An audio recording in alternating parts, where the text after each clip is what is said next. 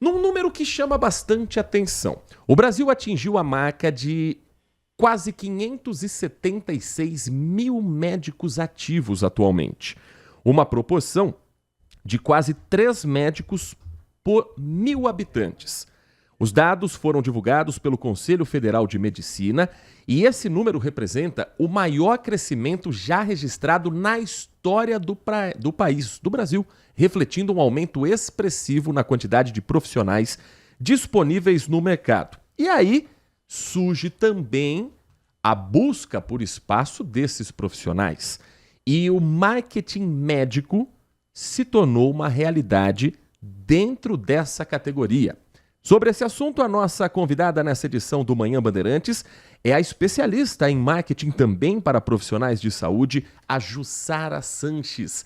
Jussara, muito bom dia para você, é um prazer ouvi-lo aqui no nosso Manhã Bandeirantes. Bom dia, o prazer é todo meu. Até que ponto o Conselho Federal de Medicina autoriza o marketing para médicos e qual o limite para isso não passar da ética da profissão? Olha, liberdade de comunicação não significa necessariamente liberdade para fazer qualquer coisa, principalmente quando se trata de comunicação na área médica, na área de profissionais da saúde. O que eu sempre digo é que o médico pode sim ser mais próximo, mais humano, mostrar bastidores, mostrar resultados, até ambiente da clínica, mas sempre com muita ética e responsabilidade, obviamente. E para isso ele tem que tomar cuidado para não seguir só as tendências, né? Ele tem que olhar para a criação de conteúdo, uma criação que reforce a autoridade, que prioritariamente eduque o seu público, o seu paciente, e que mostre também o impacto positivo do seu trabalho na vida desses pacientes.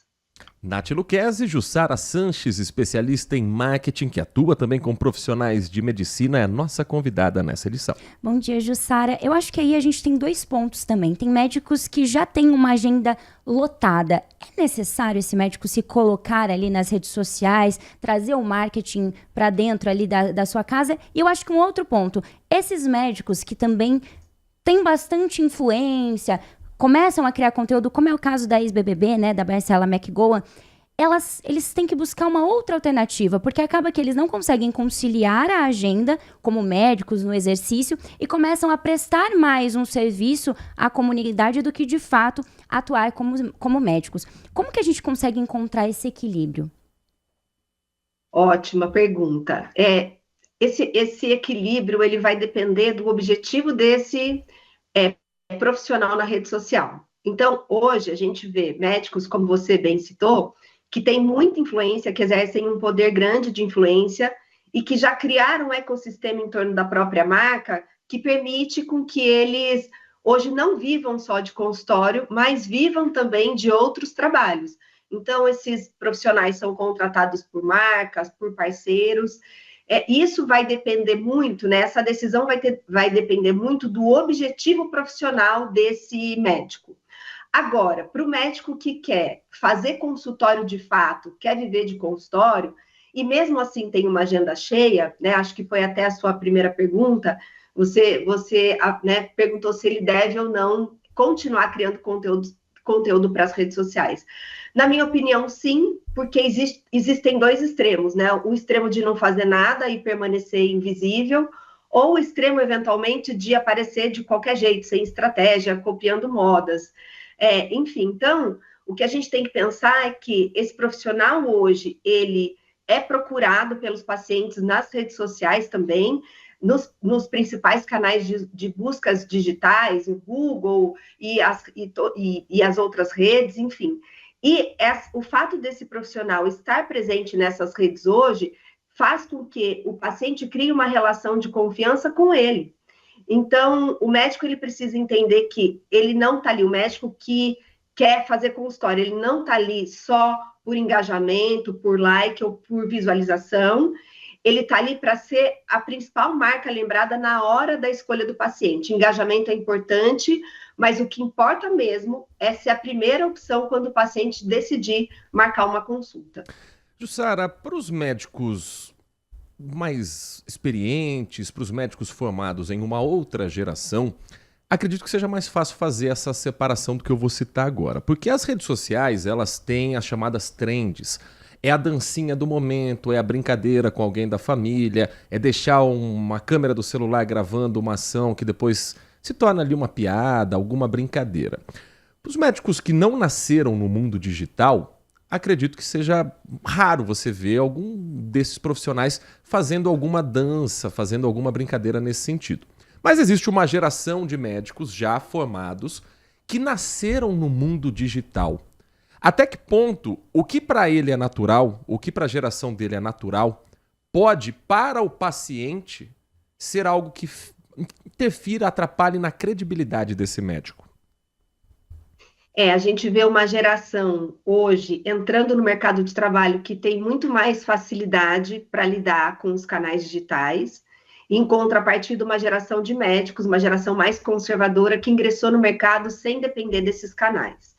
A gente sempre fala que trazer um pouco de vida pessoal para esses canais digitais é importante porque isso faz com que as pessoas se conectem com esses profissionais também a partir de quem eles são, dos valores, de como eles, né, do estilo de vida que eles vivem, até porque eles pregam muita coisa no consultório e é importante o paciente ver que, de fato, eles vivenciam aquilo que eles pregam no consultório. Então, existe uma linha tênue, sim, entre postar de tudo, sem ter intencionalidade e sem ter estratégia, mas trazer um pouco de vida pessoal como estratégia, para que, de fato, você consiga mostrar quem você é, os seus valores naquilo que você acredita, nas bandeiras que você defende. Não é simples, né? Mas é um caminho possível, desde que você tenha um profissional te orientando a fazer isso da maneira correta. É sempre bom trazer esse lado pessoal, é sempre importante trazer esse lado pessoal, porque ele, de certa forma, essa perspectiva do profissional, ela também complementa uma linha editorial de conteúdos educativos, de conteúdos que vão trazer autoridade. Existe, sim, uma linha tênue, mas é importante o médico saber trazer vida pessoal para esses canais também. Doutora, e no caso, por exemplo, da publicação de fotos com pacientes antes e depois, ou quando recebe um famoso no consultório, quer tirar uma foto, isso é proibido pelo Conselho Federal de Medicina ou não? Em alguns casos é proibido, sim, você mostrar o seu paciente, expor o paciente, em alguns casos é proibido, sim. Obviamente que tem profissionais que acabam postando e correm esse risco, mas o que a gente sempre orienta é que esses profissionais, os médicos, eles tragam casos de pacientes, contem histórias de pacientes, mas preservando sempre a identidade desses pacientes, tá?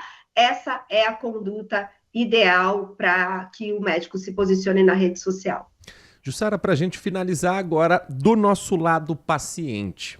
Claro que cada profissional cada pessoa tem autonomia nas suas redes sociais, mas como é que a gente pode fazer uma consulta aproveitando a tecnologia para saber se aquele profissional de saúde está de acordo com o que nós esperamos também, através não apenas da rede social particular, mas de outros caminhos para a gente aproveitar esse bom marketing feito por médicos?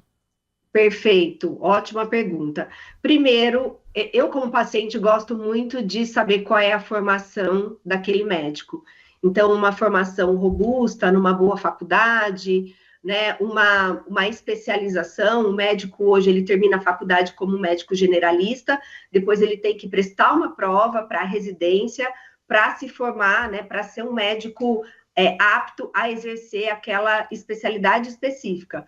Então, é muito importante que o médico tenha passado por uma residência para exercer uma especialidade. Então, esse é o primeiro, eu acho que essas são as primeiras informações que a gente precisa buscar, e a gente consegue essas informações facilmente no Google. Eu acho que esse é o primeiro ponto. Depois, então, eu vou pensar aí na minha jornada como paciente. Olho a formação desse profissional, depois vou para as redes sociais para entender qual é a conduta desse médico no consultório, como é a forma, né? Como que ele faz uma consulta, como que, além da bagagem técnica que ele tem, como ele tangibiliza isso durante uma consulta. Eu quero saber como é o como desse médico. Então, ali nas redes sociais, através de conteúdos educativos, eu já consigo entender qual é a linha que aquele médico segue. E por último, eu acho importante a gente entender se esse médico tem provas sociais, né? Cases de sucesso, obviamente, sempre trazendo isso com ética, mas feedbacks de pacientes, resultados reais também são importantes para a gente tomar a decisão na hora de agendar uma consulta com um médico. Nós conversamos aqui no Manhã Bandeirantes com a especialista em marketing, que também atua com profissionais de saúde, Jussara Sanches, falando sobre a ligação medicina, marketing, como a gente pode também, como paciente, ficar atento a isso tudo. Jussara, muito obrigado pela sua atenção com o nosso ouvinte. Espaço sempre aberto aqui no nosso Manhã Bandeirantes. Um bom trabalho a você. Obrigada, igualmente. Bom dia.